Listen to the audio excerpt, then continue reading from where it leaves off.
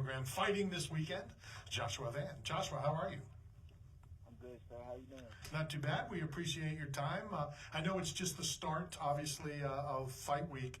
What's it like with the boo-ha-ha of it being New York City, Madison Square Garden, the whole build-up?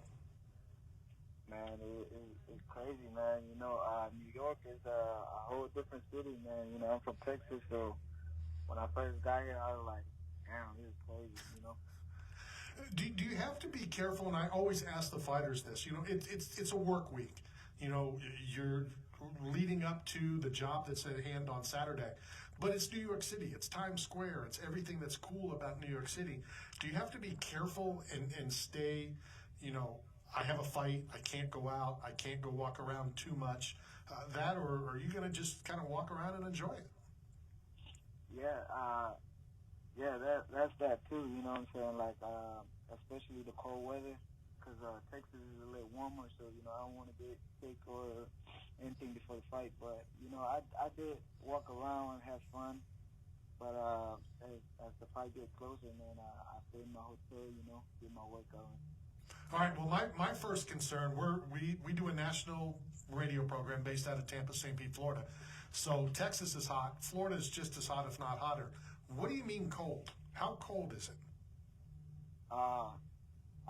New York right now is probably like 54, 40 something. But Houston, like the coldest it gets, like 50. If it gets to 50, we already cold over there. So very, obviously very similar. I don't think I own a coat, so I may have to go, hit up something if we're going to come up and watch you fight on Saturday. So that's a little cold for us as well. Yeah, for sure, man. New York is cold. A little colder than Texas and Florida, for sure. I can hardly wait. This fight was scheduled for August.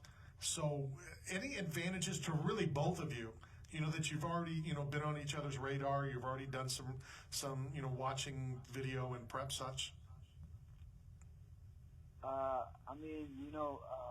Even when we were supposed to fight in August, like, I don't really have a video of him, because he was fighting in Peru. So there's nothing really like a video of him that I can study from, So this fight, man, he got a contender series fight, so that's the fight that I can study on. So I don't really think like it changed, I got you. It gives me too much of an advantage or something. So Joshua, originally this was the John Jones Stipe fight card, at Madison Square Garden in the iconic, New York City venue.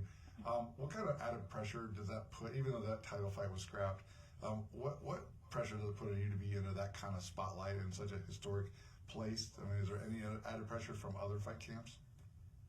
For me, no pressure, man. Every fight is the same. Maybe after the fight, I'll be like, oh shit, I'm in Madison Square Garden. But as of right now, I treat this fight as like any other fight, So nothing pressure, no pressure. I like that he brought up a military ship, when he said that there's no ship. So it was nice, that he did it. Ha ha ha. Are you a fan of other sports, or is it straight combat sports? I used to be a soccer, fan, but ever since I started fighting, man, I'm just strictly focused on combat sports. Can you watch, and I ask fighters this a lot of time, and I'm a licensed judge here in the state of Florida, which is why I'm asking this question. Can you watch a fight as a fan? Or is it always you're watching, to improve, to kind of, pick up something? And the reason I ask that is I can't watch it as a fan unless I turn away. If I'm watching it as a referee or a judge, I'm watching for certain things. If I want to enjoy the fight, I have to look away for like 5, 6, 10 seconds. And then when I look back, I'm not judging anymore. I'm now doing it for enjoyment. Can you do both? Yes, sir. And one thing about me is that I don't really watch fight, but I watch a lot of Peter Young fight just because we have kind of like similar style and stuff like that. So just like you, when I watch fight, I watch to learn, and as a fan, man, like, is John Jones like Conor McGregor, if them guys fight, then I will watch. But other than that, like, I don't really watch other than myself. Good stuff. So speaking of that, I mean, Joshua, to be the second fight on the card, of the early prelims, on such a massive fight card, what are you doing to build yourself, your name, your publicity, social media outside of just being on the card? Like, or are you a guy that only let your actions inside the octagon dictate your success in the media? I got a camera guy, so this is new, Okay. This fight camp, so that's about it. Like, other than that, I treat this fight as like any other fight, and yeah, I just have a camera guy for this camp. So with that being said, are there things that you don't want them to film because you might feel like you're giving away? Are there secrets that you only want to keep close to your chest because like, hey, if I give this to the world, they're going to see my technique or my strategy? Or are you just letting it just be raw and just be who you are? Yeah, just be raw, like I said, I train to be the best me, so I'm an open book, for sure, so it don't really matter. The difference between me and you is you have a cameraman shooting video of you. We have a cameraman who's just a prop to make us look like we have a cameraman. Yeah. Thanks for laughing. I appreciate that. Give me your thoughts on your opponent. My opponent? Yeah. My opponent, I would say he's good.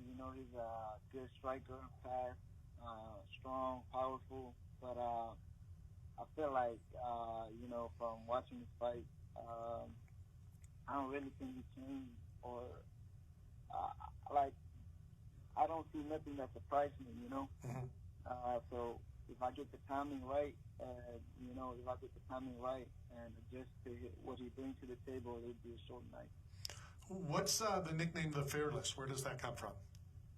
Fearless, man.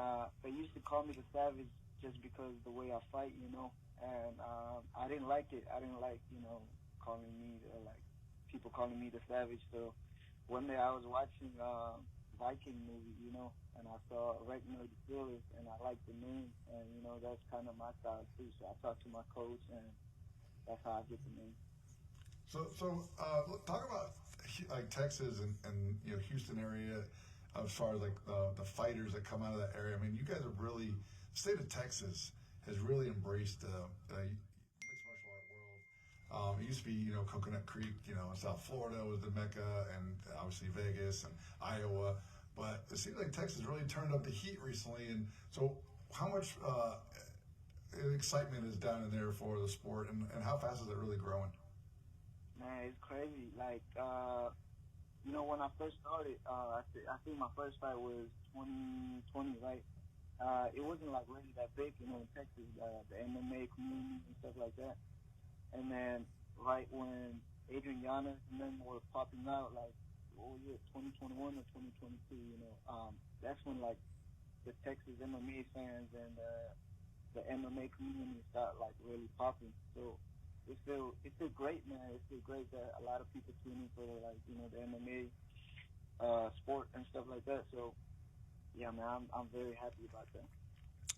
I'm trying to think how I want to say this. Luckily, it's by phone, but Joshua will see us on Saturday.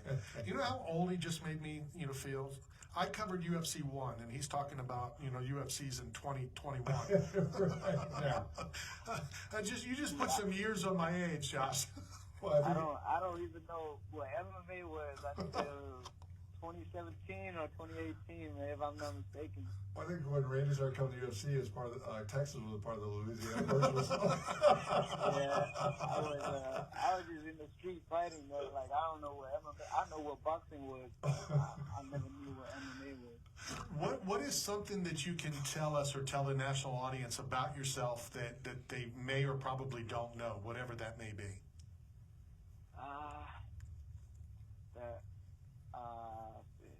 I'm a handsome guy. Well, there you have it. I can't top that. Well, what are you a fan of outside of? Is it TV shows? Do you collect anything? What do you do for fun? What I do for fun is I say, I like helping my mom with the cookout. like I love it when my mom stay at home and cook. So I like to stay by herself and talk to him. And and another thing is that I'm addicted to the workout. So I have to get at least one workout a day. If not, like I can't go to sleep type shit. It's right up your alley. There you go. Well, Josh, we appreciate your time. Thank you very much. Have fun this week. Enjoy the process. More importantly, enjoy what's about to happen on Saturday. Eve Edwards, also from the Houston area, or at least lives there. Always said the work, is what you've done up to this point. The reward is what you get to do on Saturday. So enjoy that. I know we have your address. We're going to send you a care package from 8 Man Strong, as well as one from Bucked Up Energy Drink. And have fun on Saturday, and we'll see you in the media room after your victory on Saturday. All right. I'll see you, brother. Thank you for having me. Take care. Thank you for coming on. Joshua Van steps into the octagon Saturday, and I'll be in attendance, whether they let you in the building. I know your picture was there. Keep Really? this guy out. Well, I did ride a bicycle to New York once, so they probably just remember me from that. It could be. And the thing I remember is it's break time. This is Knockout Radio, brought to you by Staff Zone, 8 Man Strong, Bucked Up Energy Drink, and Bio Accelerator. This is Knockout Radio.